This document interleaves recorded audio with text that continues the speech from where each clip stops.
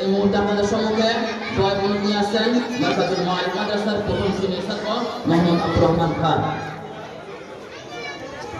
আসসালামু আলাইকুম ওয়া রাহমাতুল্লাহি ওয়া বারাকাতুহু। আমার নাম মোহাম্মদ আব্দুর রহমান। আমি মারকাজুল মাআরিফ মাদ্রাসার প্রথম শ্রেণীতে পড়ি। এখন আপনাদের সামনে দোয়া কুনুত করব।